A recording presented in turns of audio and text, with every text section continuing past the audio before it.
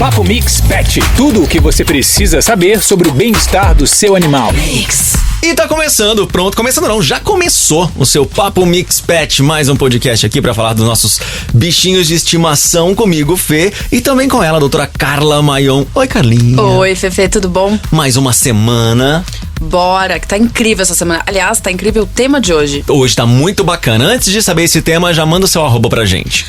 @vet_nutro, o Brasil inteiro já decorou. Então, mas beleza. Se não decorou, me segue lá. Mas tem que decorar e tem que seguir, e tem que adicionar, e tem que mandar mensagem. E tem que falar comigo, exatamente. Tem que falar com a doutora Carla Mayon, ora bolas, tá bom? E também tem que mandar mensagem aqui pra gente no 11 981801000 com a hashtag Papo Mix Pet, porque aí a sua mensagem, a sua pergunta, enfim, chega aqui pra gente. Sua reclamação, o que você Pode quiser xingar. fazer, pode xingar a gente, tá Pode tudo xingar. certo.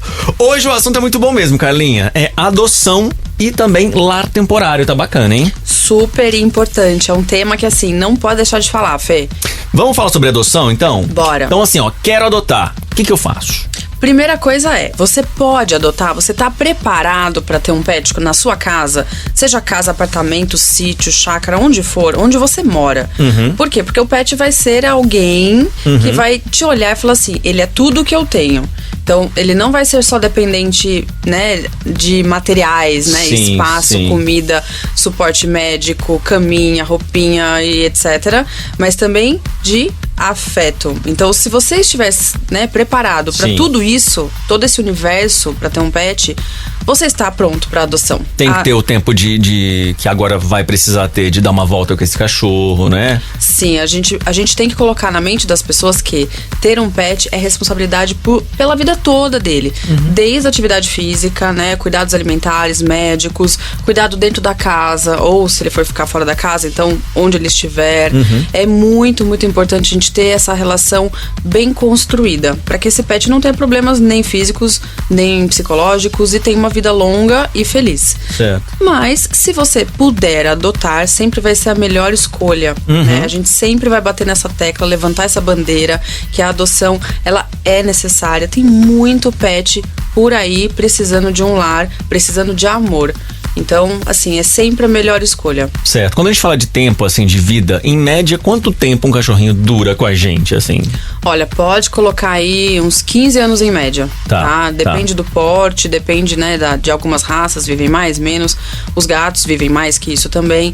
Mas pode pôr uma média de 15. Tá, então tô falando isso só pra, assim, pra quem tá pensando em adotar, também botar isso na cabeça, tá? São os próximos 15 anos, talvez um pouco mais, né? Exato. Talvez você se case, talvez você tenha filhos, talvez você, né, tenha mudanças na sua rotina. Então é importante que você tenha, né, a noção de que aquele pet vai depender 100% de você ou de mais alguém que more com você, mas que vocês são os alicerces dele. Sim. Né? E isso é muito importante. A gente chama isso de adoção responsável, Fê. Tá. Adoção responsável é você estar ciente de todas as suas funções, seus deveres para com aquele animal. E existe inclusive um juramento durante a adoção.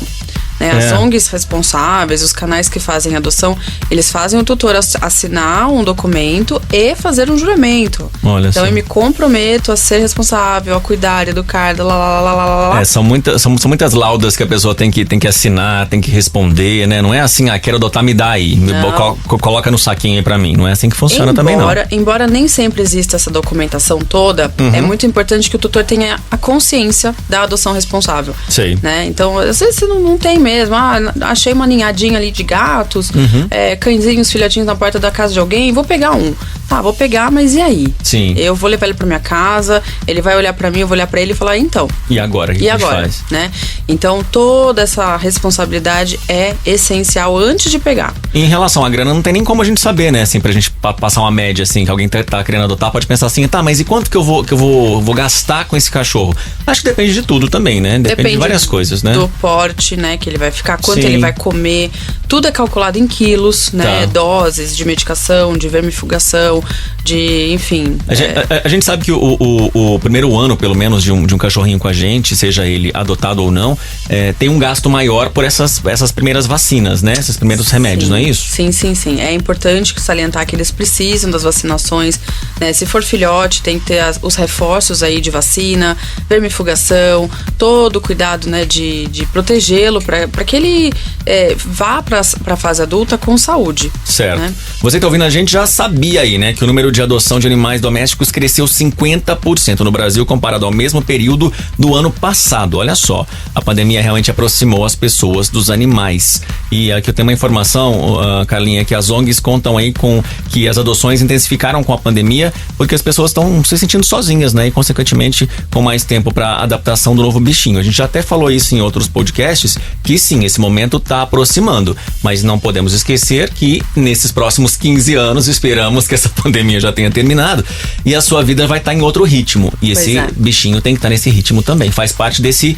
como adotar, né? Faz muita diferença a gente ter essa consciência, porque não vivemos só de presente, a gente tem que planejar o futuro, né? Verdade. Então, em algum momento, não sabemos quando, mas nossa vida vai voltar quase à normalidade. E aí esse pet vai ter que ficar sob cuidado de alguém, né, pra não ficar sozinho, ou se for ficar sozinho, que ele entenda e aprenda a ficar só, sem causar nenhum distúrbio nele, na casa, enfim, na rotina. Certo. Mas que não falte e não sobre nada ali naquela convivência que ele estava acostumado. E, inclusive, Fê, essa onda de adoções é maravilhosa, é louvável, a gente, né, aplaude de pé, porque realmente as pessoas se sentiram mais sozinhas, né, mais carentes, muita gente teve perdas aí de próximos e familiares e preencher um pouco desse vazio com um pet. Sim. A gente sabe que esse amor é genuíno, que é uma coisa assim pura, então muitas vezes é uma fuga que a pessoa, né, traz e preenche com um pet que sim pode preencher um pouquinho esse sentimento, né, de carência, de solidão. Mas lembrar que essa onda também teve uma repercussão negativa. Muita gente se assustou com gastos, com responsabilidades, com os afazeres de ter um pet e começou a abandonar. Então, gente, abandono é crime, assim como maus tratos. Então não pode. Se você se responsabilizou por cuidar daquele bichinho, você é totalmente, né? Você tem esse dever, mesmo, né? Exato. É uma responsabilidade legal, inclusive. Então é crime, não pode abandonar. Então, se você se arrependeu, de repente não cabe no seu orçamento, procura alguém que possa ficar com ele. Não põe na rua. Né? Não abandona na estrada, não põe na rua, não abre o portão e deixa ele sair, porque de verdade é uma judiação. E infelizmente isso tem acontecido numa escala muito menor, graças a Deus, mas do que as adoções, né? A gente tem que salientar que isso é crime. Por favor, né, gente? Consciência nisso aí. Quais são os primeiros cuidados que a gente tem que ter após adotar um pet? Bom, isso é interessante. Se o pet for o primeiro da casa, você já pode inserir ele no ambiente, tudo bem, ele vai tomar as vacinas, tomar as medicações, fazer exames. É muito importante ter ciência se ele tá saudável. Então, levar ele para uma consulta veterinária, fazer um check-up de sangue, de fezes, dar um geral nele, né? Pra saber se ele tá ok. Se ele não for o primeiro da casa, esse check-up tem que acontecer antes dele ser inserido, porque ele pode trazer alguma patologia infecciosa para um outro bichinho de casa. Exato, que pode transmitir pro primeiro que tá em casa já, que tá tranquilo, saudável, bonitão. Então, esse cuidado, como se fosse uma quarentena, né? Sim. A gente tem que fazer sim, para evitar possíveis transmissões aí de coisas indesejáveis que podem estar na rua, podem estar em lares temporários, em ONGs, em locais que tem um acúmulo aí grande de animais. Infelizmente não são todos em condições maravilhosas, né? Então a gente sabe que as ONGs sofrem muito com recursos e eventualmente vai vir com pulga, com carrapato, com sarna, com algum problema aí associado a esses parasitas. E pode sim transmitir pro seu bichinho que já mora com você. Então fazer esse primeiro check-up é fundamental mesmo, né? É essencial. E já passar as medicações corretas, né? Alguma coisinha que já precise. Isso. Orientação para saúde também, né? No quesito alimentação. Então, ter ideia de que idade ele tá, se ele ainda é um filhote que mama, se ele é um filhote que já come ração, oferecer uma alimentação adequada para aquela fase. Carla, tem como a gente fazer uma readaptação? Por exemplo, se o cachorro já comia comida normal, sei lá, comida, né, de humanos, digamos assim. E aí tá em casa agora, eu quero colocar ele pra comer ração também. E aí, é possível? Tem como readaptar? É possível. Esse caminho é um pouquinho mais difícil, né, do que ração para comida, mas a comida que eventualmente tá na rua, sobras ali, cachorro que mexe no lixo, ou que recebe só ali alimentos de restaurante, padarias, para ele ir para ração é um pouquinho mais difícil, mas não é impossível. Certo. É uma questão de disciplinar, de insistir, de mostrar para ele que aquele alimento é o alimento dele.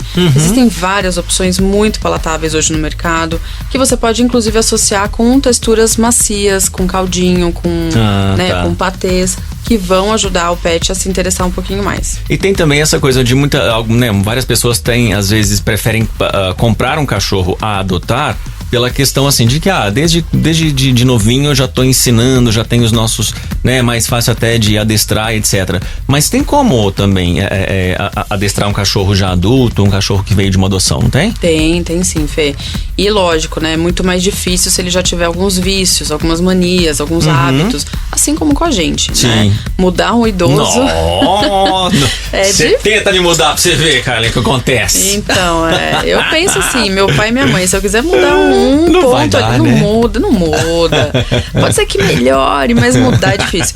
Mas é claro que tudo é condicionável, como eu falei, né? Às vezes um adulto que não convive com outros cães, ou tem medo da rua, tem medo de pessoas, sei lá, tem medo de homem, tem medo de moto, dá pra você socializar ele, dá pra você colocar ele numa convivência mais harmônica, mais saudável, aos pouquinhos. Tá. E um filhote, sim, é muito mais fácil, porque ele não tem hábitos, não tem vícios, não tem um histórico aí, né, de manias. Sim. Mas tem muito filhote que dá trabalho também, viu, Fê? Tem. Nossa, ainda mais nos primeiros meses ou o primeiro ano de vida também, às vezes dá um trabalhinho. Dá. Então tem que ter ali a persistência, né? E insistir que dá certo. E sobre o lar temporário, fala pra gente o que é e como é que funciona assim, o lar temporário. O que é o lar temporário? Como o nome diz, é um lar temporário para esse pet que foi resgatado, que foi encontrado, que foi abandonado. Então são pessoas que não têm fins lucrativos, que pegam esses animais e cuidam até que ele encontre um lar. Tá. Não são ONGs, mas são geralmente casas com quintais um pouco mais espaçosos e pessoas de coração assim generoso e enorme que fazem isso porque amam o que estão fazendo e ajudando esses animais. Entendi. E elas sempre vão contar com recursos aí de doações, tanto de ração como insumos de limpeza, vermífugos, né, vacinas eventualmente, mas são lares temporários, não são pessoas que vão ficar com esses animais. É como se fosse um braço da ONG. Tá, mas ou seja, se eu quero ser um lar temporário também, então eu tenho várias responsabilidades aí, então. Com certeza. Eu não posso simplesmente, vou ser um lar temporário a partir de amanhã. Não, eu posso ser um lar temporário e falar assim, gente, encontrei um cachorro na rua e estou cuidando dele até que alguém adote. Pode ser que ninguém adote. Né? Então, né? Então a gente tem que saber que isso pode acontecer, né? Se não acontecer, o animalzinho vai ficar com você, né? Se ele não for adotado. Mas sim, precisa ser um local limpo, bem arejado, que a gente já conversou de doenças de vias respiratórias, né? Locais fechados. Tem que ser um local que você consiga separar os animais mais nervosinhos dos mais calmos, ou por tamanhos, por espécie. Então não colocar cães perto de gatos e assim por diante. Então são situações que às vezes numa casa, né, com cômodos normais, a gente tem um pouquinho mais de dificuldade do que numa ONG. Mas é possível, né? Desde que a pessoa tenha tempo, tenha uma equipe que ajude, né? Não faça tudo sozinha. E vai ter um gasto aí, como você falou, com ração, com várias coisas, né? Conte com a ajuda de pessoas para doação de dinheiro, de produtos, né? E divulgação pra turma adotar essa turminha aí. Agora é muito bacana, assim, é um trabalho muito legal, né? Muito, muito. Eu admiro bastante as pessoas que vivem pra isso. Assim como as ONGs também, né? Eu já cheguei também a fazer algumas ajudas a algumas ONGs lá de Minas Gerais, quando eu morava em Minas, e é bem bacana, assim, porque, claro, os caras precisam também, né? Precisam muito, assim, desse apoio da gente, assim. É muito caro, né? Tudo é muito caro. Então, se a gente precisa de um shampoo terapêutico, é caro. Às vezes um animal que está tratando a pele, ou um animal que precisa de um colírio, um animal que precisa de um curativo lá por 15 dias. Tudo isso na ponta do lápis, né? Para uma pessoa que não tem fins lucrativos, é custo. E assim, quando a gente pode ajudar, quando a gente pode doar, nem que seja uma caminha que não usa mais, coleira que não usa mais, potinhos, ou perdeu o pet, doa o que ele teve, né? Sim. Roupinhas, alimento, remédios, tudo que a gente puder fazer. vai ser útil, né? Vai ser útil e assim, é maravilhoso poder ajudar quem precisa, né? Muito bacana. E se você tiver uma história aí do seu pet adotado ou do seu lar temporário, às vezes você tá ouvindo a gente, tem um lar temporário ou conhece alguém, conta pra gente no 11981801000 que vai chegar aqui no nosso podcast pra gente. Só não esquece de colar, né, de subir a tag Papo Mix Pet, que é pra nossa produtora e redatora Monique Capete conseguir encontrar a tua pergunta e também pro seu @. @vet_nutri, claro, né?